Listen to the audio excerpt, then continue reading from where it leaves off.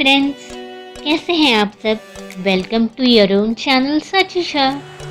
आज है 22 अप्रैल, वर्ल्ड अर्थ डे, और इस साल हम मना रहे हैं 51st earth day.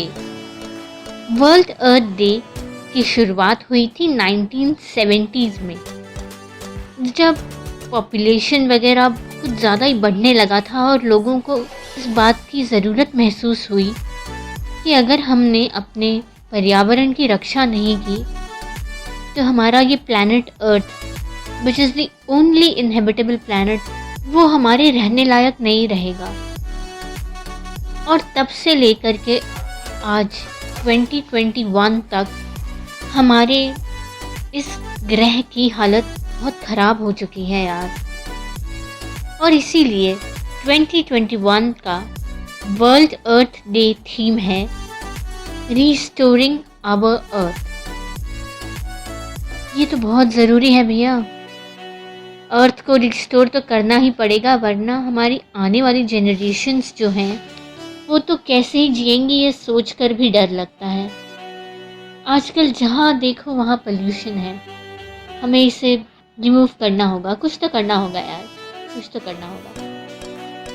So let's go greener. उससे अच्छा तरीका और क्या है to make this world a better place for our coming generation. हमें एक मत होके हमारे इस ग्रह के लिए आवाज़ उठानी होगी, and everyone has to do their best. तभी तो हम रिस्टोर कर पाएंगे अपनी अर्थ को और स्टॉप कर पाएंगे एनवायरमेंटल डिग्रेडेशन को, जो हमारी अर्थ को ले जा रहा है एक डाउनफॉल की तरफ। हमारे इस प्लैनेट को हेल्दी रखना, it's not just an option but today it has become a necessity. और जब कोई चीज़ एक नेसेसिटी बन जाती है तो उसे एक इमरजेंसी के तौर पर लेना चाहिए और हमें तुरंत एक्ट करना चाहिए, वरना शायद कहीं बहुत ज़्यादा देर ना हो जाए। एक हेल्दी कम्युनिटी के लिए हेल्दी अर्थ का होना, हेल्दी प्लैनेट का होना बहुत ज़्यादा ज़रूरी है। If we want to transform our planet, we'll have to change ourselves। हमें अपनी आदतें बदलनी होंगी। आप लोगों को याद है पिछले साल जब लॉकडाउन स्टार्ट हुआ था और उसके बाद के कुछ दिनों में बहुत सारी नदियाँ और बहुत सारे एनवायरमेंटल प्लेसेस, माउंटेन्स वगैरह, इन सब से पोल्यूशन एकदम जैसे गायब सा हो गया था और अर्थ हेल्दी होने लगी थी। तो बस हमें वही सब करना है, हमें अपने ओजोन को बचाना है। इन दोनों चीज़ों के बारे में वीडियोस ऑलरेडी हमारे चैनल पे अवेलेबल हैं, इसका लिंक मैं डिस्क्रिप्शन बॉक्स में प्रोवाइड कर दूँगी, आप वो वीडियोस ज़रूर देखें। तो चलिए बात करते हैं कि हमें अपने प्लैनेट को अगर हेल्दी रखना है तो क्या क्या करना चाहिए और अभी फ़िलहाल क्या स्टेप्स लिए जा रहे हैं। ये प्रोजेक्ट स्टोरिंग आवर अर्थ टिका हुआ है 5 पिलर्स पे। ये 5 पिलर्स हैं: canopy project, food and environment, great global cleanup, climate literacy और ग्लोबल अर्थ चैलेंज। कैनोपी प्रोजेक्ट के अंतर्गत हमें ज़्यादा से ज़्यादा ट्रीज़ और प्लांट्स को प्लांट करना है, जिससे कि आने वाले कुछ सालों में जब ये ट्रीज़ थोड़े बड़े हो जाएं तो एक कैनोपी का फॉर्म ले लें। मतलब पहले बहुत ऊंचे ऊंचे पेड़, उनके नीचे दूसरी प्रजाति के छोटे पेड़, फिर उससे छोटे श्रब्स, बुशेस वगैरह। इससे ये होगा कि हर एक टाइप के फूड चेन को मौका मिलेगा ग्रो करने का और अर्थ हेल्दी होगी, बिकॉज हर किसी का कुछ ना कुछ रोल ज़रूर होता है। नेक्स्ट जो है फूड एंड एनवायरनमेंट पे वर्क करना। उसके अंतर्गत मेन एम है फूड प्रिंट को रिड्यूस करना।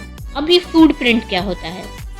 फूड प्रिंट एक ऐसी चीज़ है जिससे हम एनवायरनमेंट पे इम्पैक्ट को नाप सकते हैं जब हम किसी भी नेचुरल रिसोर्स का यूज़ करते हैं, right from its procuring to the end when it becomes pollution, when we just dump it somewhere. तो हमें वेस्ट मैनेजमेंट पे भी ध्यान देना होगा कि हम वेस्ट को ज़्यादा से ज़्यादा किस तरह से रिसाइकिल कर सकते हैं। अगली चीज़ आती है ग्लोबल क्लीन अप। भाई इंडिया में तो ये मोदी जी ने कब से चालू कर दिया है स्वच्छ भारत, वैसा ही है ग्लोबल लेवल पे ग्रेट ग्लोबल क्लीन अप। अगर हम बहुत ज़्यादा कुछ ना कर सके तो भी हमारे इंडिविजुअल लेवल पे छोटे से स्तर पे प्लॉगिंग तो ज़रूर कर सकते हैं। अब हमारे मन में ये सवाल आ सकता है कि भाई जॉगिंग तो सुना है, ये प्लॉगिंग क्या है? प्लॉगिंग एक ऐसी चीज़ है जब हम इंडिविजुअल या छोटे छोटे ग्रुप के लेवल पे हमारे लोकल एरियाज से लिटर यानी कि वेस्ट, छोटे मोटे वेस्ट मटेरियल्स को क्लीन अप कर रहे हैं। All we have to do is while jogging in the morning, wherever we see कोई भी वेस्ट मटेरियल पड़ा हुआ, जस्ट उसको उठा करके डस्टबिन में डाल देना है, बस।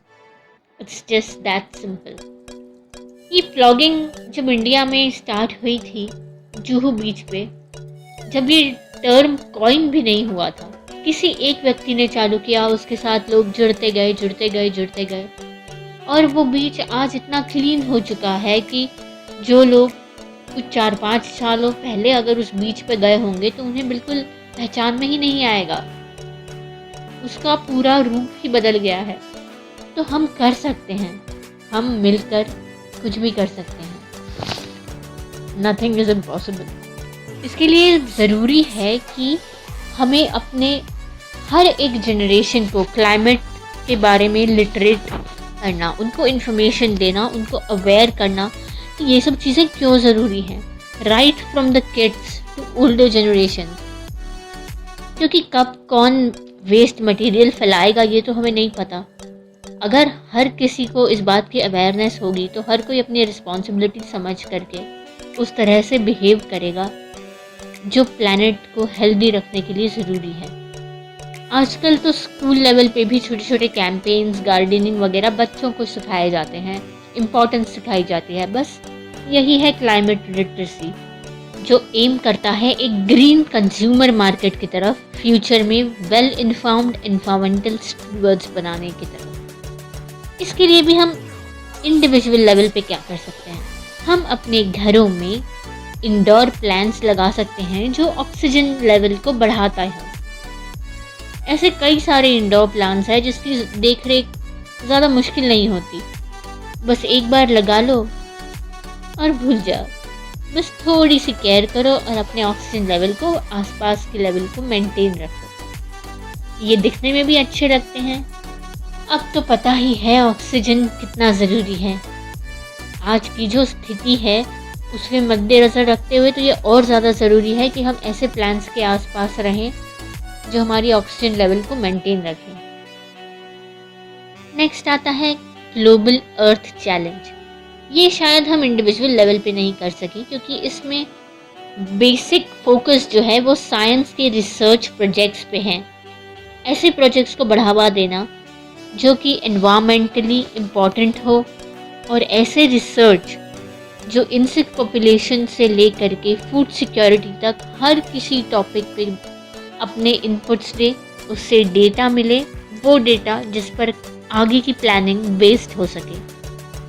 अभी फ़िलहाल जो सबसे इम्पॉर्टेंट प्रोजेक्ट चल रहा है वो ये फाइंड आउट करने का है कि जो हनी बीज होती हैं या जो छोटे छोटे इंसेक्ट्स हैं उनका सॉइल पे क्या योगदान है, ये तो सबको पता है। जैसे अर्थवर्म्स जो हैं वो सॉइल की उपजाऊता को बढ़ाती हैं और जो हनी बीज है वो पॉलिनेशन में हेल्प करती है। लेकिन इनका एयर क्वालिटी पे क्या असर पड़ता है, इस पर ऑनगोइंग रिसर्च प्रोजेक्ट्स चल रहे हैं और ये प्रोजेक्ट वर्ल्ड के काफ़ी सारी कंट्रीज़ के रिसर्चर्स मिलकर अपने अपने लेवल पे कर रहे हैं। तो हमें इस तरह के एनवायरमेंटल प्रोजेक्ट्स को इनकरेज करने की और ज़्यादा ज़रूरत है और हमारे यंगस्टर्स को, हमारे स्टूडेंट्स को इस और बढ़ावा देने की भी ज़रूरत है।